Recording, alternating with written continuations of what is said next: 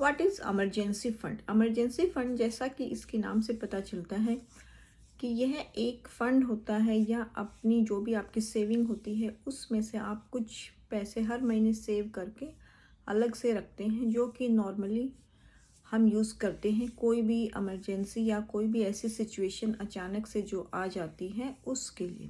अब ऐसे सिचुएशन कई बार क्या होती है, मान लीजिए आपकी जॉब चली गई या कई बार कोई मेडिकल इमरजेंसी आ गई या कोई और खर्चा अचानक से आ गया।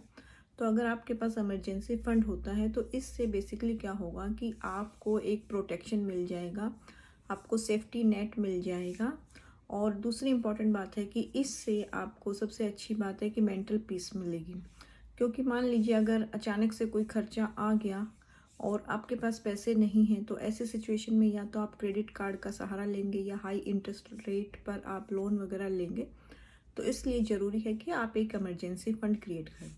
अब इमरजेंसी फ़ंड क्रिएट करने के लिए कितना फ़ंड रिक्वायर्ड है वह बेसिकली डिपेंड करता है। कुछ लोग कहते हैं 3, कुछ लोग कहते हैं 6 मंथ की, जो भी आपका मंथली एक्सपेंडिचर होता है उसका 3 to 6 मंथ या जितना डिपेंड करता है पर्सन टू पर्सन पर। मान लीजिए आपके खर्चे ज़्यादा हैं या तो कईयों के खर्चे क्या होते हैं कि ज़्यादा नहीं होते, तो आप अपने रिक्वायरमेंट के हिसाब से डिपेंड करता है। अगर आपकी जॉब स्टेबल है तो आप उस हिसाब से क्रिएट कर सकते हैं।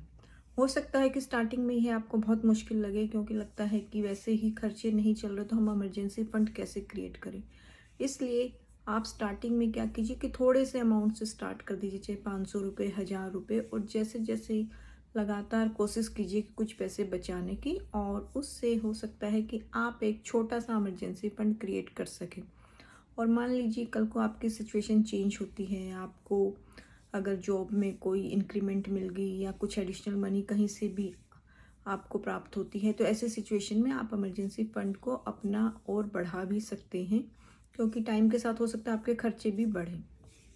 और दूसरी इम्पॉर्टेंट बात यह है कि अगर आपके पास इमरजेंसी फंड होगा तो आप इससे ज़्यादा और एम्पावरमेंट होते हैं, क्योंकि कल को आपको जॉब स्विच करनी है या थोड़ा सा आपको जॉब से ब्रेक लेना है, तो उस सिचुएशन में भी इमरजेंसी फंड आपके काम आ सकता है। इसीलिए हमें कोशिश करनी चाहिए कि एक छोटा सा इमरजेंसी फंड अपने लिए क्रिएट कर सकें। बट इमरजेंसी फंड इमरजेंसी के लिए होता है, ना कि हम उससे कुछ एडिशनल सामान जैसे कि नया फ़ोन ले लिया या नई घूमने चले गए, उन सब से भी बचना चाहिए। और उसको हो सके तो एक अलग अकाउंट में आपको इमरजेंसी फंड रखना चाहिए। Thank you for watching. Please do like, share and subscribe my channel. Thank you so much.